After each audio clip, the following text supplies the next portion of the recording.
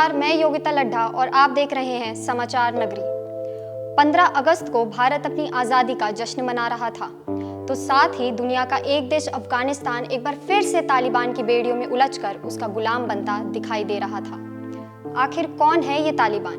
क्या है इसका अफगानिस्तान से ताल्लुक? तालिबान ने ऐसा क्या किया है जिसके कारण पूरी दुनिया में हलचल मच गई है? तो चलिए चलते हैं इस किताब के पहले पन्ने पर।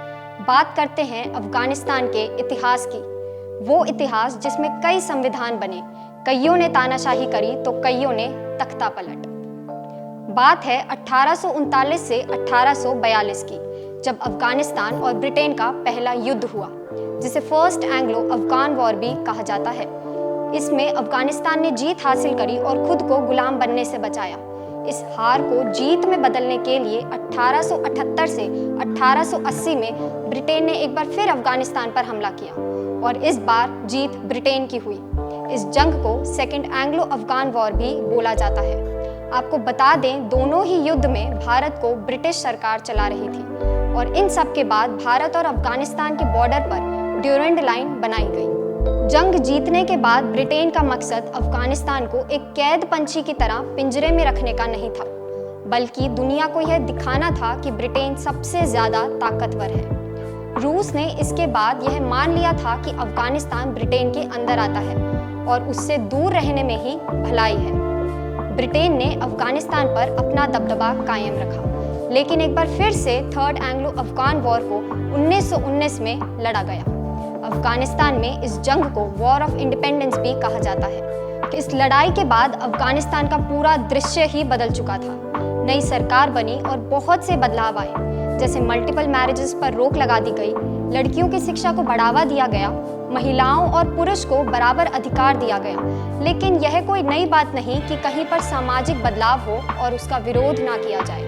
अफगानिस्तान में अब कुल 2 विचारधारा के लोग थे, इस्लामिस्ट यानी हिजबुल मुजाहिदीन और Communist People's Democratic Party of Afghanistan यानी PDPA। धार्मिक कट्टरवादी इस्लामिस्ट ने मॉडर्न सोच वाले कम्युनिस्ट लोगों पर अफगान सिविल वॉर को 1928 से 1929 तक अंजाम दिया। इसके कुछ ही सालों बाद भारत को आज़ादी मिली और पाकिस्तान से अलग होने के बाद ड्यूरेंड लाइन को अफगानिस्तान और पाकिस्तान का बॉर्डर घोषित कर दिया गया। इन सब के बाद अफगानिस्तान एक शांत देश बन चुका था, लेकिन कुछ ही सालों में एक बार फिर से अफगानिस्तान 2 सुपर पावर्स के बीच आ गया।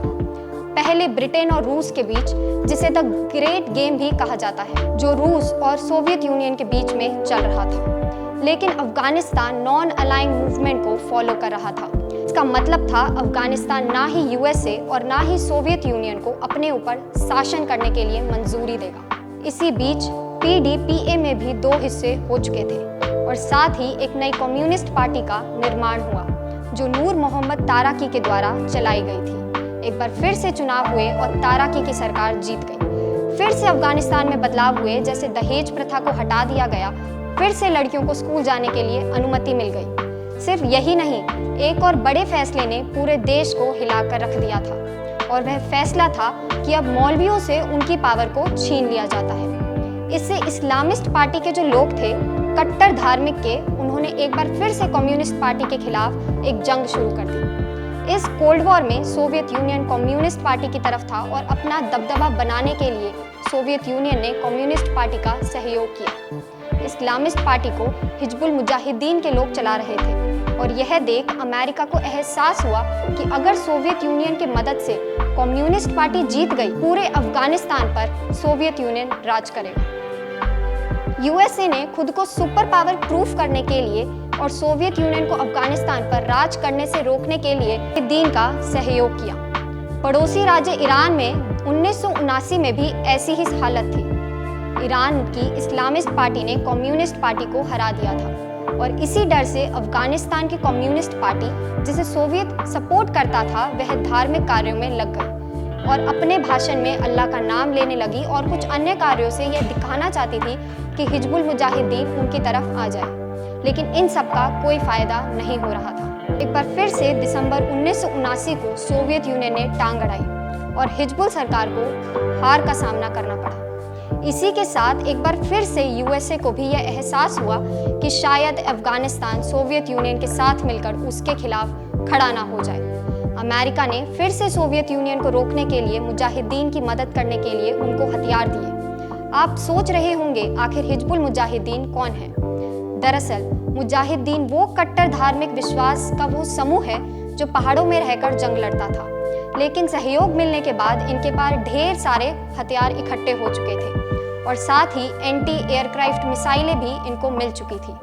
और आपको बता दें, अमेरिका के साथ साथ पाकिस्तान की ISIS और ब्रिटिश सीक्रेट एजेंसी M16 भी हिजबुल मुजाहिदीन का समर्थन कर रहे थे। कोल्ड वॉर का मध्यम भाग चल रहा था और USA के द्वारा यह कहा गया कि अगर सोवियत यूनियन अपनी सेना हटाएगा तो अमेरिका भी हिजबुल की कोई सहायता नहीं करेगा।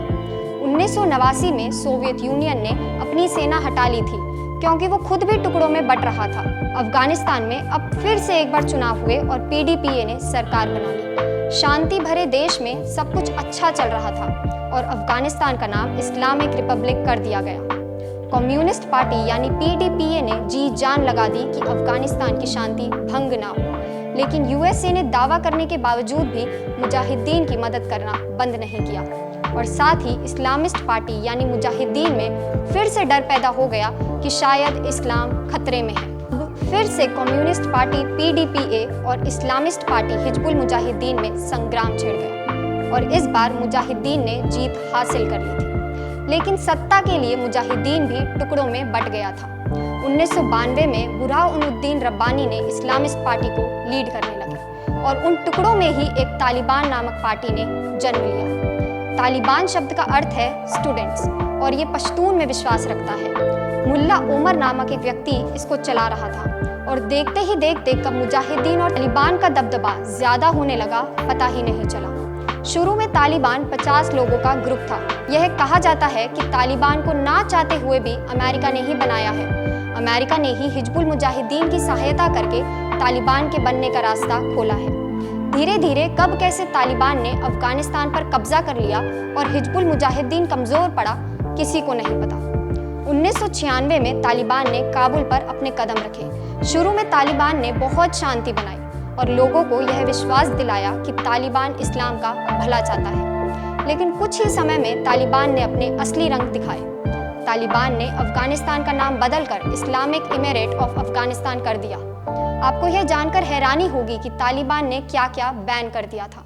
ऐसी चीजें जिनका तालिबान से कोई संबंध नहीं, सब कुछ बैन होने लग गया था कि शिक्षा, internet, TV, NGO, photography, painting और साथ ही औरतों के लिए बुर्के पहनना और मर्दों के लिए दाढ़ी रखना अनिवार्य कर दिया गया था। फिर तालिबान ने जो जुल्म शुरू किए वह खत्म होने का नाम ही नहीं ले रहे थे।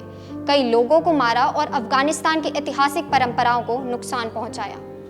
यह सब देखकर पूरी दुनिया में हाहाकार मच गया था, लेकिन 3 देश अफगानिस्तान, सऊदी अरेबिया और UAE तालिबान का समर्थन करते रहे। इसी बीच एक बार हिजबुल मुजाहिदीन ने तालिबान पर हमला किया, लेकिन उन्हें हार का सामना करना पड़ा।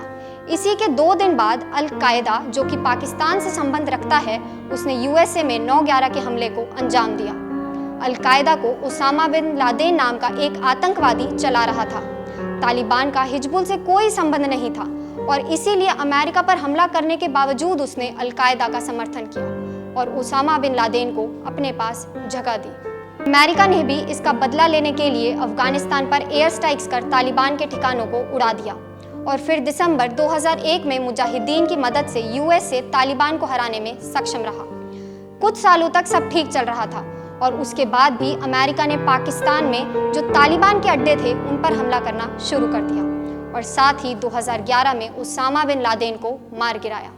तब से USA की आर्मी अफगानिस्तान पर तालिबान के दबदबे को रोकने के लिए अपनी अहम भूमिका निभा रही थी, लेकिन समय के साथ तालिबान कम नहीं हुआ और भी ज्यादा बढ़ता चला गया। साल था 2007 से 2009 का। तालिबान धीरे धीरे अपने पैर पाकिस्तान में भी पसारने लग गया था। अब बात करते हैं मलाला यूसुफजई की, जिन्होंने लाखों करोड़ों लोगों को एहसास दिलाया कि शिक्षा बेहद जरूरी है। मलाला यूसुफजई, जिनका जन्म 12 जुलाई 1997 में स्वात वैली मिंगोरा में हुआ, जो कि पाकिस्तान के अंतर्गत था। मलाला 8वीं में थी जब तालिबान ने स्वात पर कब्जा कर लिया था। वो अपने पिता जियाउद्दीन यूसुफजई के स्कूल में पढ़ रही थी।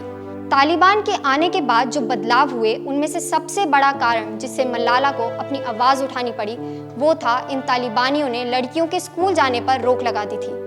सितंबर 2008 में मलाला ने अपने स्कूल में एक स्पीच दी जिसका विषय था how dare Taliban take my basic right to education. इसका मतलब है तालिबान ने मेरे शिक्षा छीनने की हिम्मत कैसे की।